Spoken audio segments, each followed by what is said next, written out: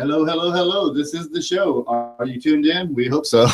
That was a totally unintentional rhyme. This week we have none other than Mr. Tim O'Brien. Tim, how you doing? Very well. How are you? Not too bad, not too bad. Always glad to be here. Always glad to be beside phenomenal entertainers and talent who we have here this week.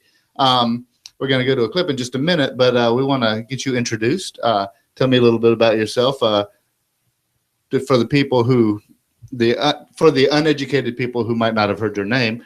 Tell people who you are and what you do. My name's Tim O'Brien. I own a music store in Phoenix City, Alabama called American Guitar Boutique. I have a band that plays around town, the Tim O'Brien Project, and kind of support local music community. And a great job he does at that. We got Tim over here at the board. By the way, I'm Brian Mallard. In case you don't know me, I'm Brian Mallard, the host of the show.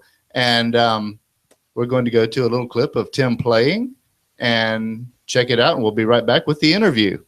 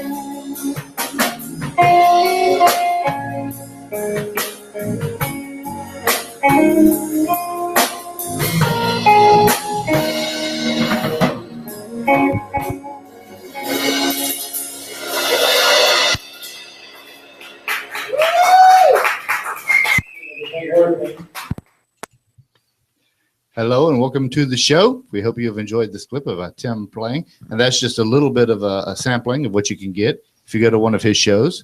We are going to actually talk to Tim now. So once again, Tim, thanks for coming on the show. Thanks for having me. Now that I'm hopefully done fumbling around, tell us a little bit about yourself. Where were you born? I was born in Minnesota. My mom and dad are from Minnesota, a small town called Brainerd. Born with a bronchial condition. At the same time, my father had a job offer in California, so they moved the family to California when I was about 6 months old. Wow. So born in Minnesota, raised in California, lived there for about the first 35 years of my life. Southern California, so I am a Southern guy. I am a great fan. I like to say a great fan of the state of California. I recently had a chance to visit there. Tell me a little bit about your experience with living in California. You know, my mom and dad are great. Grew up in a real nice neighborhood, not too far from the ocean. Kind of grew up playing at the beach and riding bikes and skateboards and surfing and all the stuff that California kids do. Got exposed to music there. My dad's family is very musical. So my dad, he didn't play an instrument. He was a singer, although his family plays. But I grew up going to, my dad was in barbershop quartet groups. And so as a young kid, I used to love to go with him to the rehearsals and stuff and listen to the harmonies and everything. And I think that was my first exposure to real music. But of course, family vacations and everything, we always migrated back to Minnesota to see my mother and father's families, where very musical families. My dad's family was generations of musicians. And so anytime the family got together, there was always music and singing and everything going on. My Uncle Dale was kind of a folk artist in the late 60s, had some regional fame, toured with the likes of Gordon Lightfoot and John Denver and different people like that. And so I got exposed to that and kind of took the ball and run. And of course, living in California, I didn't have the full-time musical heritage that a lot of my cousins and stuff were exposed to. But at the same time, I was exposed to a lot of punk rock and different things out in California. I discovered blues, and that kind of stole my heart. But I played in a lot of different styles of music. It's kind of interesting to me going now around the country and seeing, for example, the popularity of some of the 80s rock and everything. Right. I grew up in California in the 80s, so I kind of felt like I was in the middle of it. But once I, heard Jimi Hendrix and then met my musical mentor, which was a gentleman by the name of Roy Parker, who started to expose me to not only blues, but older jazz and quartet and quintet stuff and everything. I just really found passion in it. I found it was a great way for me personally to be able to express myself. And now, at what point did you go from all of that learning, those experiences, to deciding that the blues is what you wanted to do mostly? Well, for me, music is about artistic expression. Right. And one of the things that I quickly got bored with, and not knocking anybody else that does it, but to me, being in a cover band was kind of like someone forcing you to paint the same landscape over and over. Thank you. And so the blues to me was a format that you could take a song that you like, but interpret it your own way, not only differently than the artist interpreted it, but interpret it differently night after night, which is something that we do. My group, I've carried it through my whole life, but my group, I mean, we kind of don't really roll with a song list or a set list. We feel what's going on in the crowd and we kind of play what we're doing. And even interpretations of tunes, we mess with tempos, we mess with breaks. To me, the idea is live music is better. Right. And I like to create it in front of the audience that's there that night. It might be one person, it might be 1,000 people, but what we're doing that night is expressing how we feel that night, which to me, the blues is a beautiful format to be able to do that with.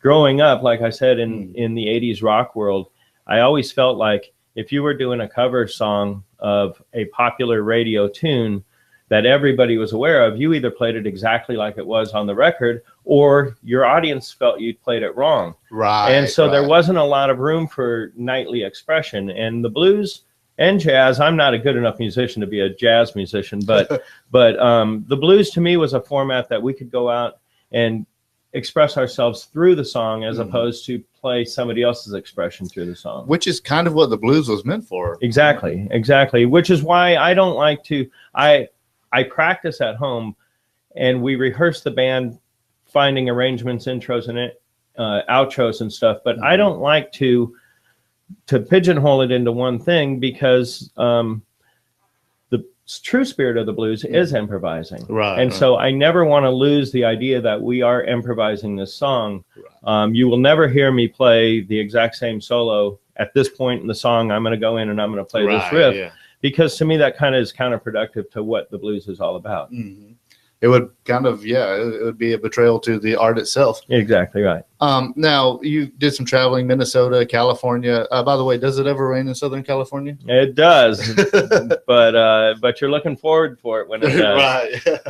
Now, what brought you to Georgia?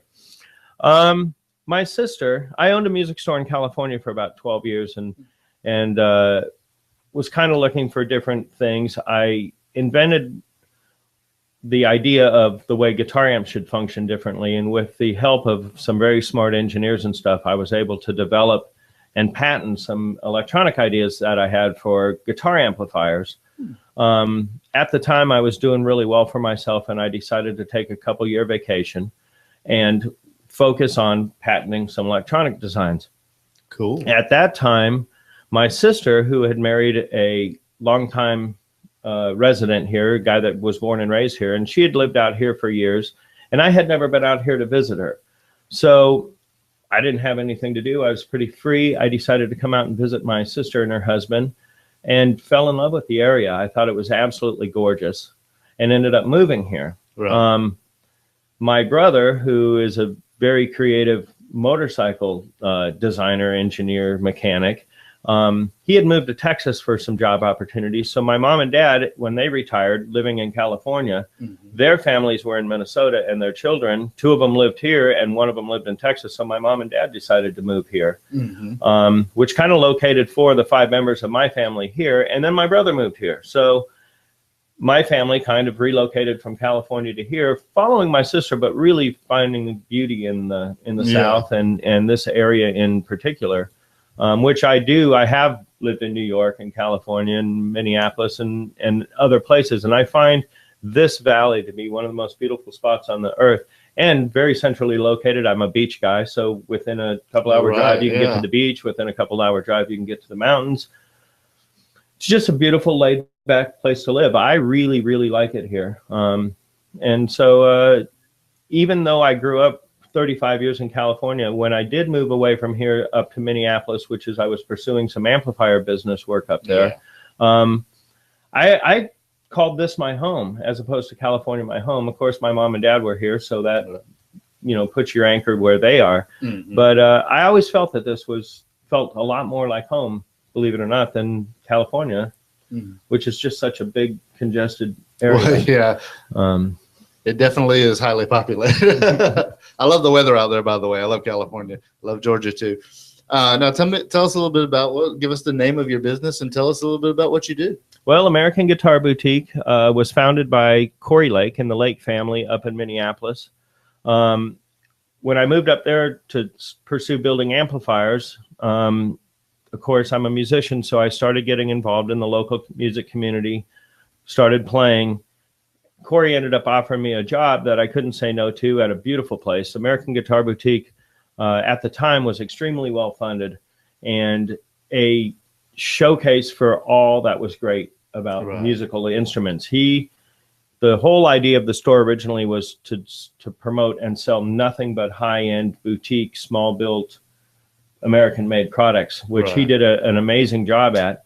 I went to work for him part-time, which ended up evolving into a manager position. My mom and dad are old and ailing, and my brother, who was their primary caregiver, ended up with cancer. So he could no longer physically handle being their full-time caretaker. And as the family needed me, I ended up making a decision to move down here to help my mom and dad.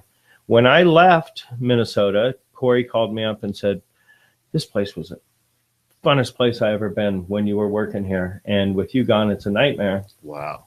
He decided he no longer wanted to do the music store business without my partnership, and offered me to, he said, I'm going to retire and close down the business. If you want to take the brand and the name and open up a store down there, we'll give you everything, all the e-commerce sites, the networking, everything, and just open up your little store. So I've owned music stores my whole life. I've seen it as a great opportunity for me to be able to continue doing what I love and have the opportunity to work for myself, which meant I had the freedom to be able to take care of my folks as they needed. Yeah. And to be honest with you, I've been really enjoying it. The support of everybody and me opening the store has been fantastic.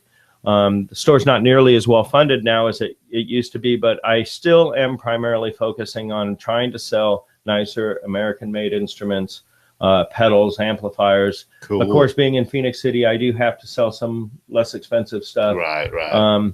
But still, primarily what I'm looking to do is be a musician store, somewhere that you can go and not just find a $79 Chinese-made guitar, but actually be able to go somewhere and see a selection of nice American-made instruments and amps and pedals. And well, that's really cool. Yeah, it's been working out really good. And it also gives me the freedom and flexibility to take care of my folks and enjoy my family and play music as much as I am, which has been fantastic. Let's go to the music scene. Now you've traveled around a lot. You've seen a lot of stuff. What do you think of the music scene around here? Actually, to be honest with you, I really like it. When I moved here, I felt that there was kind of a negative vibe about the music scene. A lot of people complaining that there wasn't a lot going on. I grew up in the point when I first discovered the blues. I grew up at a point in my life where I used to wish that I grew up back in the 50s and 60s when the blues were big. And it dawned on me, even in California, that, well, we live now. We have to create our own scene now.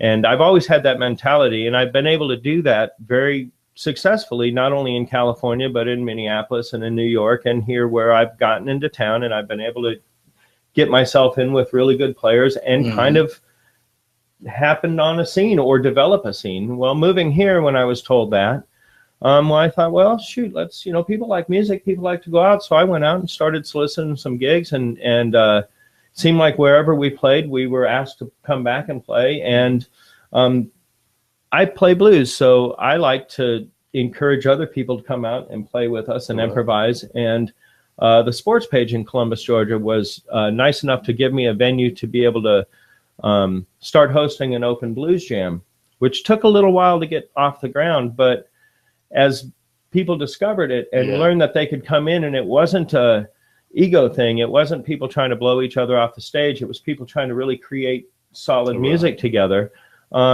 It's very warm and inviting, and the idea is to be able to interact musically. Yeah. And it's gotten its own legs. It's grown like crazy.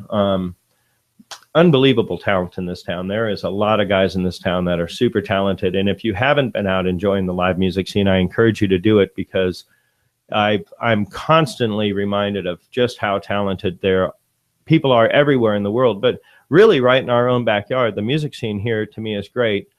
The Loft has we started playing on the Loft on weekends, and they kind of like what I'm doing as well. So now we have a resident house gig at the Loft. We play there every Wednesday night. It's a little different than the format on Tuesday night. The Tuesday night is an open jam that we get to have a sign-up board, and people come in, they sign up on the board, we invite them up on stage, and we play.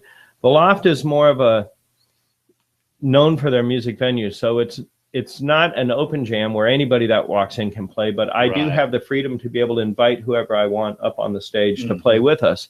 So the Wednesday nights have just been magical. I mean, the players that are coming in there are off the hook. We just recently started a new resident at the Buckwild Saloon in Smith Station, Alabama, which to me is a barrier we broke, because that is a well-known country honky-tonk, and it is a great, great venue. but it was a country bar, and I don't do any country. Right. But they continued to invite me to come out and play, and we opened for some country acts out there, and we were very well received. And they weren't open on Thursday nights, and David McBride had invited me to create a blues night out at the Bucknell Wild Saloon. So we are now playing blues on Thursday nights out there. And we're able to play at the Sports Page once a month on the weekend, at the Loft once a month on the weekend, and various venues around town in addition to those. So we're playing about every Friday and Saturday night. So that puts my band at 5 nights a week working. Five nights a week. And so we're out there, and you can come see us. And I'll be honest with you, the audiences are getting better and better, and people are really kind of warming up to what we're doing. Mm-hmm. And it's a venue for other artists to come out and play with us, which lets people see their talent and also encourages to go see them at their venues. So to me, it's a real open community, and I really like that. I really. And good words of experience and advice from Tim here is, for the people who think that Columbus doesn't have a music scene, networking and starting your own thing goes a long way, and just being, personable and friendly. And you're a living example of what you can do with that. Well, I mean, I play music, and I would do it if there was one person there, but it sure is a lot funner when there's 100 people there, Exactly. I've seen a lot of, things over the years, random band jams, things like that. And it's nice to see it continuing on, and it's nice to see you doing this. And I've been to the Sports Page. I've been to Tim's random band jam there, or open mic, and it really is great, and the people are very friendly. One quick thing I'd like to go into is what advice would you give to singer-songwriters who, or to artists of any kind who are looking to go somewhere? Well, I have conflicting advice. I believe that everybody should follow their passion and their dream. I do, certainly. I mean, I play music, and I have that spirit of going after what I believe in.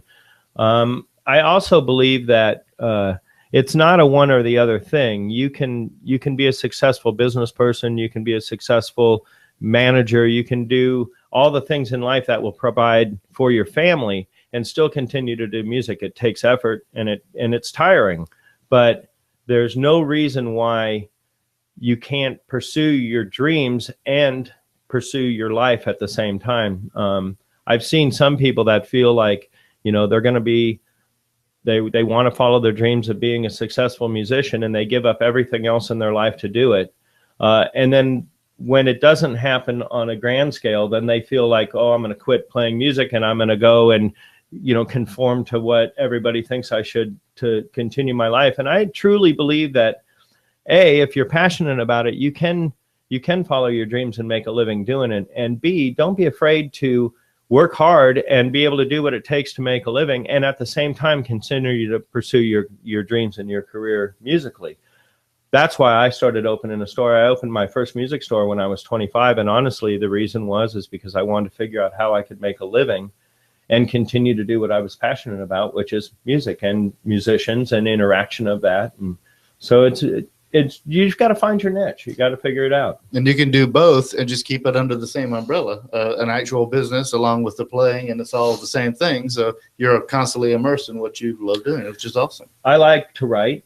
Mm-hmm. You're a songwriter. I like to write songs. And at the same time, there's another thing. Some folks go, oh, we want to put a band together, but only do original stuff, which I love to do, but it's hard to draw that audience in until you're well known. So the idea to me is to be able to do it all, mix your songs in there with well-known songs. And if you can do what I do, which is interpret it in your own way, it works real well. Very cool. Tell you what, we're going to go into a commercial, and we're going to come back and wrap up.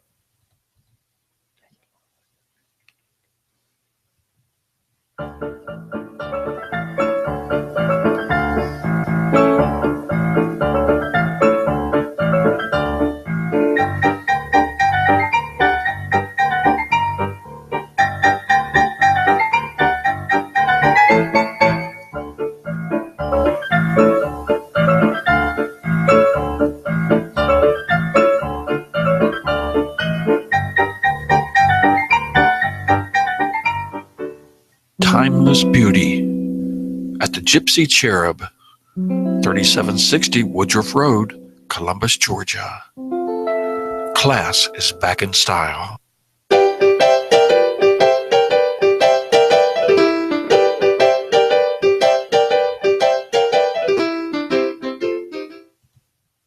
Hello and welcome back to the show. And we're wrapping up here. Tim, I want to thank you for coming on. Tim Thank you, O'Brien. Brian. Appreciate And it. any final words for the audience?